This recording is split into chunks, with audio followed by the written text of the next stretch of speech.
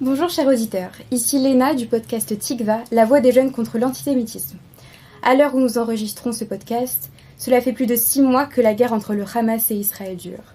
6 mois que 130 otages sont officiellement retenus en captivité par le Hamas. Pour rappel, le 7 octobre 2023, le Hamas a perpétré des attaques ayant causé la mort de près de 1200 personnes civiles et la prise d'otages de plus de 200 autres. Comment définir la nature de ce qui s'est passé le 7 octobre au vu de l'histoire du peuple juif et du contexte géopolitique actuel ? Pour répondre à nos interrogations, nous avons l'honneur de recevoir François Zimret. Bonjour Monsieur Zimret, Bonjour. Merci d'avoir répondu à notre invitation. Vous avez été ambassadeur de France chargé des droits de l'homme et êtes avocat et président du collectif des avocats des victimes du 7 octobre. Vous êtes investi depuis votre plus jeune âge dans la lutte contre les génocides. Suite aux attaques du 7 octobre, vous avez déposé une plainte pour crimes de guerre, crimes contre l'humanité et génocide auprès de la Cour pénale internationale au nom de 9 familles de victimes israéliennes. Je préviens d'ailleurs nos auditeurs qu'un prochain podcast traitera de la plainte déposée par l'Afrique du Sud contre Israël, accusant son armée de perpétrer un génocide à Gaza. Pour revenir à votre plainte, on remarque que plusieurs des termes que vous y employez qualifient la Shoah et relèvent alors du plus haut niveau d'horreur. Pourquoi les pensez-vous adaptés au massacre du 7 octobre, tandis que certains préfèrent parler de pogrom par exemple ? Oui, vous avez dit comment définir ce qui s'est passé le 7 octobre. Moi, je dirais d'abord pourquoi définir cela. Pourquoi est-il important de trouver les mots, de placer des mots devant ce qui nous paraît à premier abord totalement innommable ? Et pourquoi se tourne-t-on vers des mots qui appartiennent au vocabulaire juridique et judiciaire ? Tout simplement parce que ce qui se joue là, on le sent bien, engage l'histoire, et engage l'histoire telle qu'elle se racontera dans les livres d'histoire des 100 prochaines années. Cette guerre ne se déroule pas simplement sur le sol, dans les airs, sur le corps des Juifs qui sont martyrisés, sous la terre, bien sûr, avec les tunnels. Cette guerre, elle se déroule aussi sur les pages des livres d'histoire du futur. Et d'où l'importance de trouver les bons mots. Et ça, c'est le premier enjeu. Deuxième enjeu, mais qui est tout à fait intimement lié, c'est celui de l'effacement du 7 octobre de la mémoire collective. Ce qui s'est passé le 7 octobre ne concerne pas simplement les habitants des kibboutz et le peuple d'Israël. Il ne concerne pas simplement l'ensemble du peuple juif. Cela concerne toute l'humanité. Et parce que cela concerne toute l'humanité, cela doit être gravé dans la mémoire collective. C'est cela aussi l'enjeu de la définition des mots. On rappelle que le terme de génocide a été employé pour la première fois en 1942 par le juriste juif polonais Raphaël Lemkin. Ce terme semble se référer à un crime de masse, mais il paraît surtout signifier qu'il y a une intention, celle de procéder à la destruction méthodique d'une population. Pouvez-vous nous préciser tout ce qu'implique ce terme ? Oui, la question de l'intention. On parle d'abord de ce que l'on appelle le droit pénal, c'est-à-dire le droit, on parle de vocabulaire qui appartient au registre juridique, celui du droit pénal, c'est-à-dire le droit des infractions, le droit des crimes notamment. Et il y a un principe fondamental dans le droit pénal, c'est qu'il n'y a pas d'infraction sans intention. Et c'est l'intention qui crée le crime, ou le délit, ou la contravention. C'est l'intention.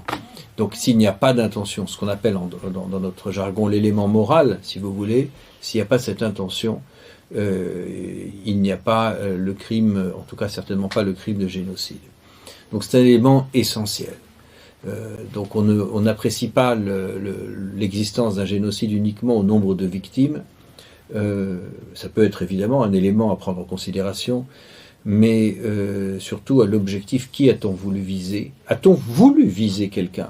Et qui ? Et est-ce qu'il y a eu une volonté d'élimination d'une catégorie de population, d'un peuple, par un plan concerté ? Et si on applique cette définition, on se rend compte que, quelles que soient les interrogations auxquelles peut renvoyer la réponse israélienne, qu'il ne faut pas s'interdire de pouvoir questionner, après tout, ce qui est certain, c'est qu'il n'y avait pas l'intention d'éliminer une population, et de surcroît une population civile innocente, mais ce qui est certain aussi, c'est, me semble-t-il, ce qui est acquis, c'est qu'en revanche, ce qui s'est passé le 7 octobre procède d'une intention génocidaire. parce que lorsqu'on on élimine sans discrimination hommes, femmes, bébés, élimination systématique, on la retrouve là, dans cette journée. Et l'enjeu de donc il y a l'enjeu pour nous de qualifier ce qui s'est passé le 7 octobre, mais l'enjeu aussi de pouvoir qualifier ce qui s'est passé après, et notamment ce qui est imputé aux forces israéliennes, et expliquer pourquoi ce n'est pas un génocide, et pourquoi cette fausse accusation de génocide contre Israël est non seulement infâme, mais elle est infâme parce qu'elle est injuste, tout simplement parce qu'Israël n'a jamais voulu commettre un génocide. Elle vise à effacer de la mémoire collective le 7 octobre. Et plus encore, à tourner la page du procès de Nuremberg pour ouvrir la page du procès d'Israël. C'est au fond ça qui se joue aujourd'hui. À partir de cette définition de génocide et la notion d'intention qui lui est propre, intéressons-nous aux revendications affichées par le Hamas. Celui-ci exprime sa volonté de libérer la Palestine de la rivière, le Jourdain, à la mer Méditerranée. Ce projet impliquerait donc de rayer Israël de la carte et donc d'en chasser les Juifs par l'expulsion du territoire en question, voire l'élimination physique. Le régime iranien, auquel le Hamas est lié, et les organisations islamistes comme les Frères musulmans ont une idéologie extrémiste fondée sur une volonté d'expansion de l'islam qui anime chez eux un désir de destruction du peuple juif. Par ailleurs, le nombre d'actes antisémites a explosé dans le monde entier au lendemain du 7 octobre. Ce ne serait donc peut-être pas un pays que l'Iran, à travers le Hamas, contrayait, mais peut-être un peuple entier. Voyez-vous également les choses de cette façon? Et si tel est le cas, dans quelle mesure pouvons-nous comparer ce projet et les crimes récents à la Shoah, que l'on rappelle nés d'une volonté du régime nazi de détruire la population juive dans son intégralité?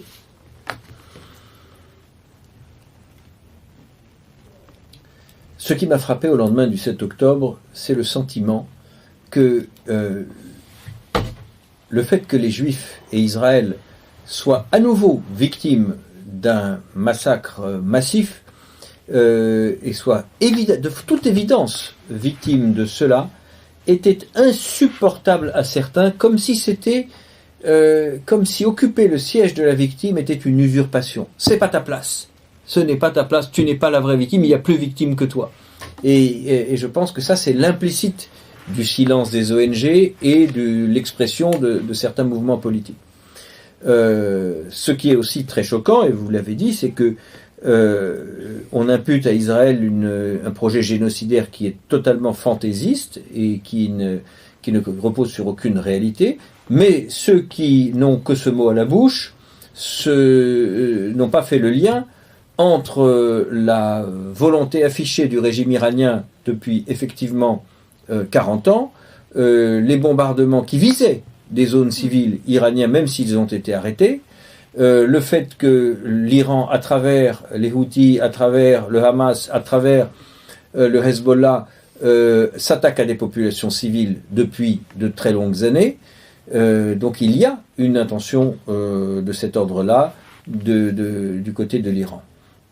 Ça me paraît tout à fait indiscutable. Mais vous savez, pour revenir à la question de la différence entre la critique légitime d'Israël et la bascule dans une rhétorique antisémite. C'est très difficile de placer la limite, parce que les gens, légitimement, en démocratie, veulent pouvoir critiquer l'action de n'importe quel État, et y compris Israël, et ils ont raison. Et à quel moment cela devient de l'antisémitisme? Eh bien, il y a à mon avis, le meilleur des guides, c'est la règle des 3D. Je ne sais pas si vous connaissez cette règle, mais elle est très simple. C'est la diabolisation, la délégitimation et le double standard, ou le 2 poids 2 mesures. La diabolisation, c'est de tout de suite dire Israël, ce sont des nazis. Là, on n'est pas dans la critique, on est dans la diabolisation. Si ce sont des nazis, c'est le diable. La délégitimation, c'est de suggérer que ce peuple et cet État n'est pas légitime, qui ne devrait pas exister. Il y a beaucoup d'États qui sont critiquables pour leur situation en matière de droits de l'homme, j'en sais quelque chose, mais personne ne dit, on peut critiquer Poutine, on doit le faire, mais personne ne dit, ah bah la Russie ne devrait pas exister. Donc personne ne demande la disparition en tant qu'État. Donc, il n'y a qu'à Israël que ça s'applique. Il y a donc la délégitimation, vous n'avez pas le droit d'être sur terre, ce qui est un écho au programme nazi. Les Juifs n'ont pas leur place sur cette terre. Et puis, il y a le double standard, le deux poids, deux mesures. Le double standard, c'est je m'indigne des morts de Gaza, et je pense que tout être sensible ne peut qu'être blessé, bouleversé par le spectacle que l'on voit, mais les autres morts, par centaines de milliers, que ce soit au Sud-Soudan, que ce soit dans les Grands Lacs africains, que ce soit entre le Pakistan et l'Afghanistan, eh bien ces autres morts-là, on n'en parle pas, ils m'indiffèrent. L'antisémitisme, avant d'être un révélateur de haine, c'est d'abord une obsession. Et c'est une obsession qui traduit cette hostilité. Mais c'est d'abord une obsession, une fixation, avant toute chose.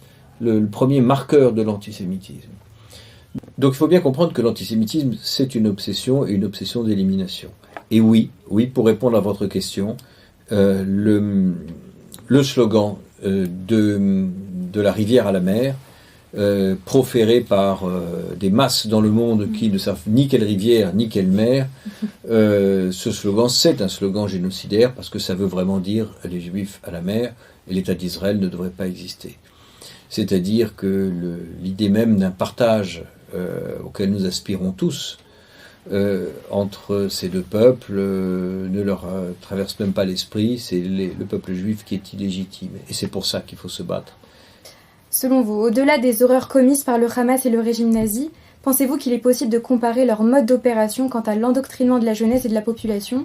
Golda Meir, qu'on rappelle ancien Premier ministre d'Israël, disait « On pourra négocier avec les Palestiniens lorsqu'ils cesseront d'apprendre à leurs enfants la haine du juif. » Eh bien oui. Vous me parlez de l'éducation. Oui, la haine a été enseignée pendant des décennies, et je l'avais dénoncé lorsque j'étais député européen. La haine a été enseignée, elle l'est encore, à travers notamment l'UNRWA que nous finançons. Nous pouvons aussi remarquer que l'opinion publique considère de façon très différente les nazis du Hamas. Les nazis ont toujours été considérés par les puissances alliées comme le mal absolu et représentent aujourd'hui l'apogée de l'horreur humaine. Le Hamas a commis des actes analogues, on l'a vu, et est pourtant défendu par une partie assez importante de l'opinion publique. Comment expliquez-vous ce deux poids deux mesures ? Nous avons beau être dans la société de l'information, je crois que la méconnaissance joue un rôle important. Et il y a aussi une méconnaissance qui est liée au fait que ce conflit n'est pas bien compris. Il est perçu comme un conflit colonial. Alors bien sûr qu'il y a une dimension territoriale dans le conflit israélo-arabe, mais cette dimension territoriale n'explique pas tout. Elle ne permet pas de comprendre les autres dimensions de ce conflit, et en particulier le fait que c'est aussi un conflit religieux, qu'on refuse la présence juive en terre d'islam, et que ça c'est une constante de l'histoire de la région. Je veux dire que je ne suis pas de ceux qui aiment les récits simples, mais avec le recul, en prenant un peu de hauteur, il y a une réalité qui s'impose quand on regarde au fil des décennies, au fil du siècle qui s'est écoulé, c'est le refus constant de la présence juive par certains, et ce sont eux qui ont plongé la région dans le malheur. J'essaye de comprendre, mais il y a effectivement des choses que je ne m'explique pas, et ce que je ne comprends pas, et qui me frappe, et qui restera pour moi un des souvenirs les plus brûlants de cette période que nous traversons, c'est cette haine froide des arracheurs d'affiches. Vous voyez, est-ce que c'est du soutien du Hamas? Est-ce que c'est de la haine du juif? Qu'est-ce que c'est? Qu'est-ce qu'il y a derrière? Je ne sais pas. Je ne sais pas ce qui se passe dans la tête de quelqu'un qui descend de son vélo calmement pour venir arracher une affiche avec un visage d'enfant, une affiche d'otage. Eh bien, là, pour moi, ça reste un des grands mystères de notre temps. Surtout, ce qui peut paraître paradoxal, c'est que ces gens-là vont dire qu'ils défendent la paix en faisant ça, et on a du mal à comprendre de quelle manière. Il semblerait également que le Hamas ait fait preuve du même niveau de préméditation que le régime d'Hitler. Dans une précédente interview, vous disiez que l'attaque du 7 octobre était l'exécution d'un projet génocidaire assumé par ses auteurs. Depuis quand et comment aurait-elle été pensée ? Je ne sais pas depuis quand elle a été pensée, mais il est clair que le refus de l'existence, de la présence des Juifs sur cette terre est est aussi ancien que le projet sioniste et que certains l'ont toujours refusé. Dès le début du XXe siècle, c'était évident. Maintenant, et ça a toujours fait partie de la doctrine du Hamas. C'est une fausse interprétation de croire que la dimension territoriale est centrale. Elle existe, mais c'est de loin pas la seule. Mais pensez-vous que le 7 octobre s'inscrive dans un conflit plus global, celui des pays dits de l'axe du mal, donc autrement dit la Russie, la Chine et l'Iran? Ne reflète-t-il pas de façon flagrante leur rejet des valeurs démocratiques propres à l'Occident? Si tel est le cas, devrions-nous alors considérer les massacres du 7 octobre comme un avertissement nous prévenant d'un projet de plus grande ampleur mené par ces nouvelles grandes puissances? Non, je pense qu'il y a un soutien opportuniste des pays que vous avez cités, mais que la racine du mal, c'est-à-dire la racine de la haine, elle est dans ce refus d'une partie de la population arabe, je dis bien d'une partie de la population arabe, du partage qui a été décidé par les Nations Unies, tout simplement, et de la présence juive. Donc oui, que l'Iran est soutenu, c'est certain, et armé sans doute, que les Russes aient marqué une solidarité, c'est évident, dans le contexte en plus de l'Ukraine, et profiter d'ouvrir un front, là c'est évident. Les Chinois plus mollement, sur le plan diplomatique en tout cas, mais je ne crois pas du tout que ce massacre ait été ourdi, pensé, planifié depuis Moscou ou Pékin. On définissait Israël comme une terre refuge pour les Juifs, mais on peut se demander aujourd'hui si nous pouvons toujours en dire autant. Le pays a-t-il selon vous une chance de vivre en paix en étant menacé de toutes parts? Et paradoxalement, on peut aussi observer que beaucoup de Juifs se sont décidés depuis le 7 octobre de partir vivre en Israël, s'y considérant comme plus en sécurité. Aurait-il raison? Il faudrait beaucoup d'orgueil pour pouvoir répondre à cette question. Est-ce qu'ils ont raison? Moi, je ne suis pas devin. Ce qui me frappe quand je parle avec des Israéliens, c'est qu'ils sont souvent convaincus de trois choses. Le monde ne nous comprend pas, le monde ne nous aime pas, et on n'y changera rien. Le monde ne nous comprend pas, ce n'est pas faux. Ce n'est pas faux. Je l'ai vu, moi, aux Nations Unies, lorsque j'étais ambassadeur. Je représentais la France avec Jean-Baptiste Mattei à Durban II, par exemple. Nous nous sommes levés quand Ahmadinejad a commencé à délirer sur la Shoah. C'est sûr que les Nations Unies montrent bien que le monde comprend mal Israël. Et je manie la litote. Le monde ne nous aime pas. Ça n'a pas toujours été vrai. Israël a été un État très populaire à un moment de sa vie. Et lorsque les premiers touristes juifs sont arrivés au Caire après les accords de Camp David, eh bien ils étaient accueillis en frères. Pareil au Maroc après les accords d'Abraham. Donc le monde ne nous aime pas, ça n'a pas toujours été vrai. Et quand on entend la troisième proposition, on n'y changera rien, je pense que non. Il ne faut pas considérer que c'est une fatalité. Il ne faut pas déserter ce champ de bataille-là, le bataille de l'explication, de la conviction, de l'opinion et des cœurs aussi. Et malheureusement, si je le dis, c'est que je pense qu'Israël l'a un peu déserté. D'ailleurs, je déplore en tant que diplomate le fait que depuis près d'un an, il n'y ait pas d'ambassadeur d'Israël en France. Alors que peut-être que ce serait un bon moment pour faire entendre la voix d'Israël et son point de vue dans le débat public. Eh bien, il n'y a personne. Alors on me dit qu'il arrivera bientôt, très bien, mais ça s'appelle arriver après la bataille. C'est le cas de le dire. Je vous remercie, Monsieur Zimré, de nous avoir accordé de votre temps pour répondre à nos questions. Merci à vous de nous avoir écoutés et on se retrouve bientôt pour un prochain podcast. Merci.